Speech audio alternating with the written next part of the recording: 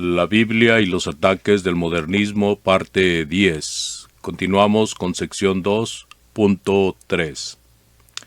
¿Qué deseaba probar Dios? No tuvo por propósito probar nada. ¿Acaso no sabía Dios que Job terminaría por serle fiel? El autor supone, pero en error, que Dios quiso probar la certeza de lo que ya sabía. La presciencia de Dios es una cosa, el hacernos bien por medio de permitir pruebas de nuestra fe, según Deuteronomio 8:16, es otra cosa. ¿Era necesario que le probara algo a Satanás? El autor mal representa a Dios en esto. La Biblia no dice absolutamente nada acerca de querer Dios probar algo a Satanás. ¿Esperaba convertir a Satanás? Esta pregunta necia no tiene nada que ver con el suceso, según está narrado en Job 1 y 2. Es fácil hacer preguntas implicatorias para dejar mal al oponente, pero el modernista tiene más práctica en esto que nadie. Y luego permitir el dolor, la tristeza y la amargura. Job perdió sus bienes y sus hijos en ese volado, simplemente para probar Dios lo que ya sabía. Esta es otra de las representaciones mentirosas del autor. Dios no permite dolores, etcétera, con el fin de probar algo que ya sabe. La Biblia no enseña tal cosa, y no seremos engañados por las implicaciones malvadas del modernista. Él hace exactamente lo que Job rehusó hacer, es a saber, atribuir despropósitos a Dios. Job 1:22. Rehusando hacer esto, Job todavía retenía su integridad. Capítulo 2, versículo 3. Pero ¿qué ha hecho el autor de la suya? El autor se ha mostrado completamente incapaz de aceptar lo que dice Isaías 55, 8 y 9. Porque mis pensamientos no son vuestros pensamientos, ni vuestros caminos mis caminos, dijo Jehová. Como son más altos los cielos que la tierra, así son mis caminos más altos que vuestros caminos, y mis pensamientos más que vuestros pensamientos.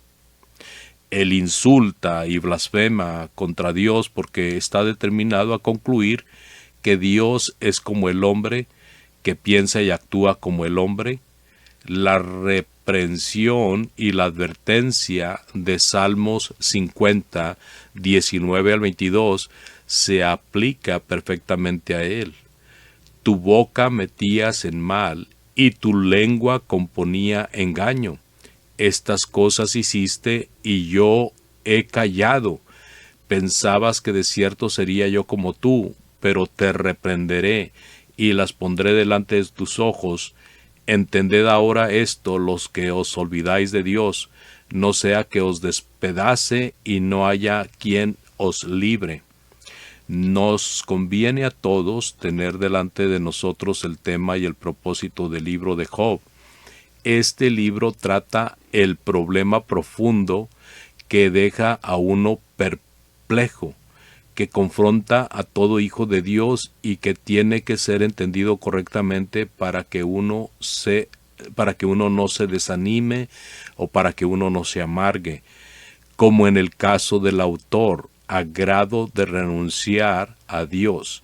Por todos lados, al platicar con la gente inconversa, nos enfrentamos a la pregunta: ¿cómo puede un Dios de amor y de poder permitir que sus hijos sufran? Afirmaban los tres amigos de Job que todos sufrimientos vienen a consecuencia del pecado, y por eso implicaban a Job como un gran pecador, quien debería arrepentirse y confesar sus pecados para tener alivio. Un sinnúmero de personas hoy en día llega a la misma conclusión incorrecta. Compárese Juan 9:2. Se quedó perplejo Job, como también confuso y casi desesperado porque sus amigos influyeran en él. Defendía Job su inocencia, aunque no en lo absoluto, y le parecía que Dios no había actuado justamente con él. Al mismo tiempo, Job estaba persuadido de que con el tiempo Dios le vindicaría. Luego Dios respondió a Job desde un torbellino, Job 38 al 41, estos capítulos. Entonces Job habló sus palabras de confesión y de humillación delante de su Creador en Job 42 del 1 al 6. Así de que el autor oscurece el consejo con palabras sin sabiduría, como Job 38:2 dice. Dijo Dios de los amigos de Job: no habéis hablado de mí lo recto. 42:7. Estas palabras bien se aplican al autor como también estas otras. ¿Es sabiduría contender con el omnipotente?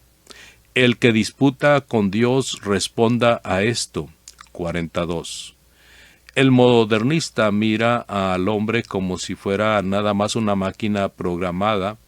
No hace lugar para lo condicional de las bendiciones de Dios, como tampoco para el ejercicio de la libre voluntad del hombre. Todo el mundo es probado todos los días, quiéralo o no, a pesar de lo que ya sepa Dios de nosotros. Y la Biblia no dice que Dios escoja saber cómo salgamos de estas pruebas. Tal no es el punto del caso. La vida es una serie de pruebas desde el principio hasta el fin. Satanás es un ser espiritual real y es nuestro adversario. Esto presenta problemas y el libro de Job los trata.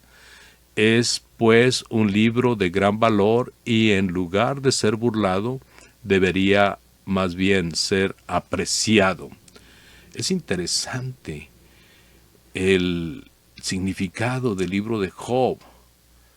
Trata a un ser real y él es nuestro adversario, hablando del diablo. Dios sanciona lo malo y echa mano de obras malas para realizar sus planes. En esta sección de su carta, el autor de nuevo afirma lo que no puede probar. Amigo, ¿dónde dice la Biblia que Dios sancionó o aprobó algo malo en sí? ¿Dónde?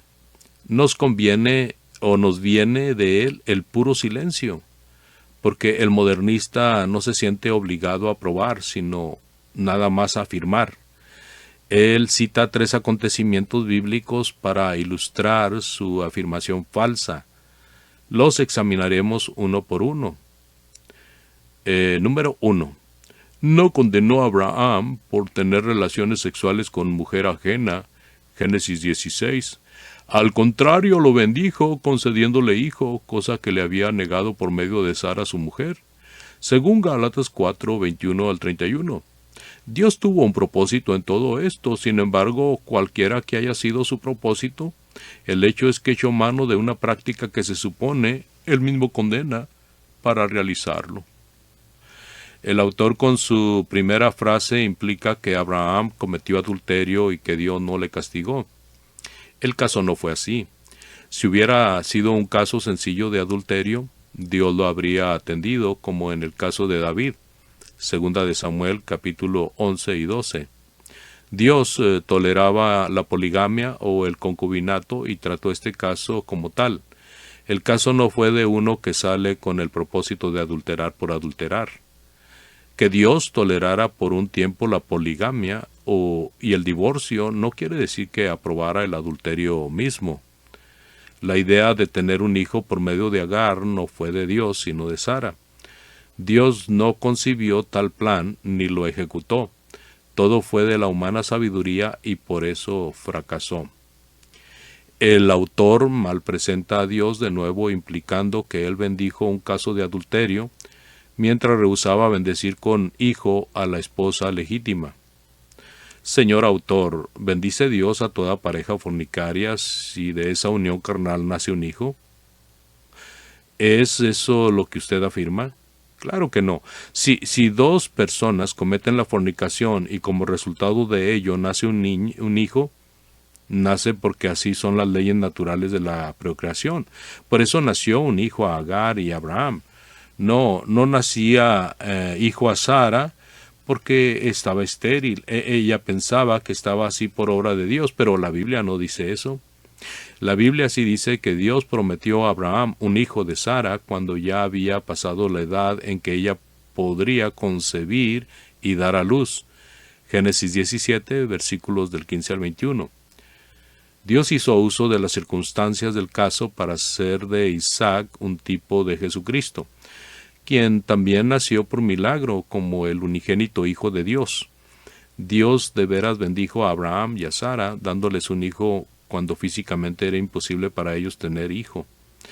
El nacimiento de Ismael fue según la carne, el de Isaac según milagro. Gálatas 4:29. No, Dios no aprobó lo malo. El plan de Sara, no de Dios, fracasó. Dios lo echó fuera. Gálatas 4:30. El autor dice que Gálatas capítulo 4, según la alegoría de Sara y de Agar, Dios tuvo un propósito en todo esto. Esto implica que la cosa fue de Dios. La Biblia no afirma tal cosa. La Biblia enseña que eso del nacimiento de Ismael fue cosa de seres humanos, pero que Dios hizo uso de las circunstancias para subrayar lo divino de su plan de darle a Abraham simiente milagrosamente.